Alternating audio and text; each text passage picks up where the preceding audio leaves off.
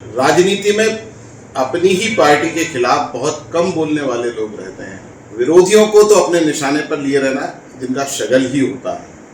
हम ऐसी ही एक शख्सियत मध्य प्रदेश के धार जिले के बदनावर से विधायक भंवर सिंह शेखावत जी के साथ हैं, जिन्होंने आज मोदी जी के कार्यक्रम में इसलिए जाने से मना कर दिया कि अगर उन्हें बोलने का मौका नहीं दिया जाएगा तो वो उस कार्यक्रम में नहीं जाएंगे।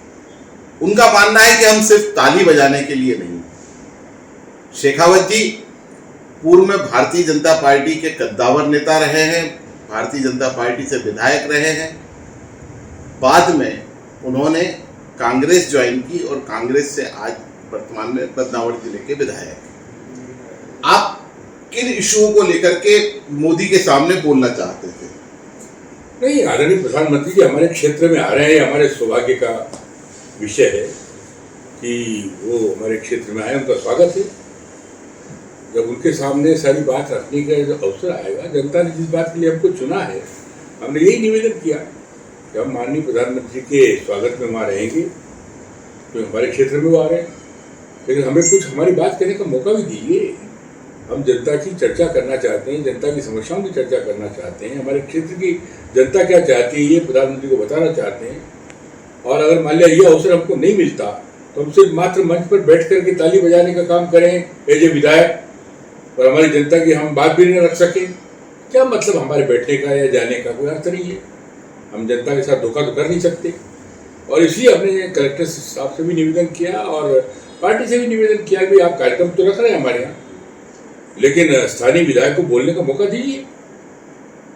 और अगर मौका देंगे तो हम अपनी बात भी रखेंगे उनके सामने, और अगर मौका नहीं देंगे तो हम सिर्फ मंच पर बैठने के लिए जनता ने हमको अनुमति नहीं दी है। जो शर्त आपने मध्य प्रदेश सरकार के साथ रखी, जिला प्रशासन के साथ रखी, उसके बावजूद भी उन्होंने आपको नहीं इनवाइट किया, क्या ये स्थानीय जनप्रतिनिधियों की उपेक्षा नहीं माना जाए? तो सरेआम है, सरेआम देख ही रहे लोग क्या व्यवहार कर रहे हैं। अरे आप स्थानीय विधायक को नहीं बोलने दे रहे, स्थानीय विधायक को नहीं प्रधानमंत्री से मिलने दे रहे, तो मतलब क्या है?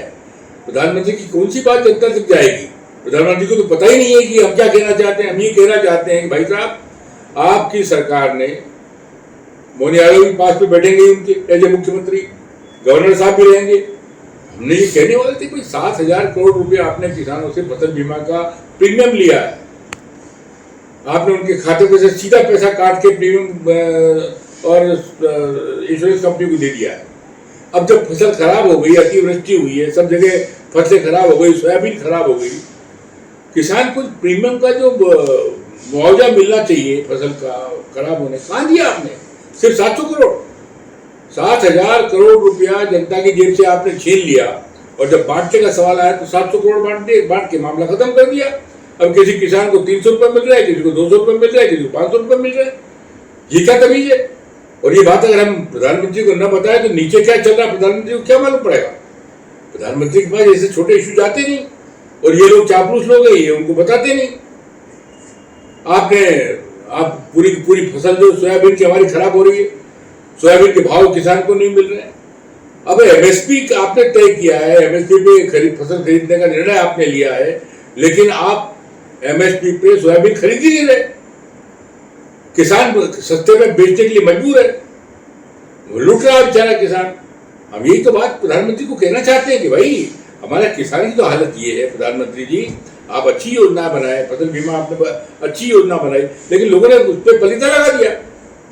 हम ये कहना चाहते हैं, नल जल योजना की योजना प्रधानमंत्री की सबसे अच्छी योजना थी, और इस योजना के माध्यम से हर घर पानी पहुंच जाता तो जनता धन्य हो जाती। लेकिन ये पूरी योजना भ्रष्टाचार की भेंट चढ़ गई, न नल पहुंचा न जल पहुंचा, और कहो 10-12 हजार करोड़ रुपए का सीधा सीधा घोटाला हो गया। और विधानसभा के सत्र में तो आप लोगों ने देखा ना कि हर पार्टी के विधायक ने इसकी आलोचना की है। पूरे गांव के गांव खोद दिए नल जल डालने के लिए, न नल पहुंचा न जल पहुंचा आज तक, और ठेकेदार पैसे लेके खा के भग गए। हम यही बात तो प्रधानमंत्री को बताना चाहते हैं। बदनावर गुजरात की सीमा से लगा हुआ एक विधानसभा क्षेत्र भी माना जाता है, और वहाँ के कई सीमावर्ती जो विधानसभा क्षेत्र है, तहसील और जिला है, वो गुजरात से लगा हुआ है। मध्य प्रदेश में एक सबसे बड़ा इशू है शराब तस्करी का कि मध्य प्रदेश से गुजरात शराब तस्करी होती है, इसको लेकर के आप अरे इस मामले में मैंने विधानसभा में कहा, शराब की तस्करी, शराब का जो वितरण है जनता के बीच में इलीगल तौर से इलीगल कितना हो रहा है, और सारी शराब यहाँ से गुजरात ट्रांसफर हो रही है, सरेआम जा रही है बॉर्डर क्रॉस करके, करोड़ों रुपए का इसमें भ्रष्टाचार हो रहा है, प्रशासन पैसे खा रहा है, शासक पैसे खा रहा है, पुलिस पैसे खा रही है, और शराब जो है जा रही है अवैध रूप से। आज भी कौन देखने वाला है? अब ये बात हम अगर प्रधानमंत्री के सामने रखना चाहें तो हमको आप मौका नहीं देते।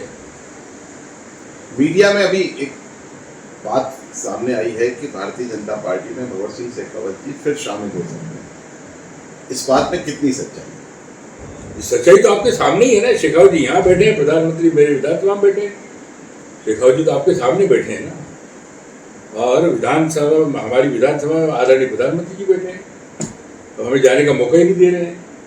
अब उस पार्टी में जिसमें सही सुनने की ताकत नहीं बची, सही बोलने वाले का कोई स्थान नहीं, सही बोलने के लिए कोई परमिशन नहीं, उस पार्टी में वापस जाके मैं क्या करूँगा? वो पार्टी मैंने छोड़ी इसीलिए कि उस पार्टी के अंदर न तो सत्य सुना जाता है, न सत्य बोलने वाले को पास में बिठाया जाता है। तो हम उनके चापलूसी करने के लिए तो इस जीवन में पैदा नहीं हुए। हम ऐसे ही शख्सियतों के साथ आपकी फिर मुलाकात कराते रहेंगे।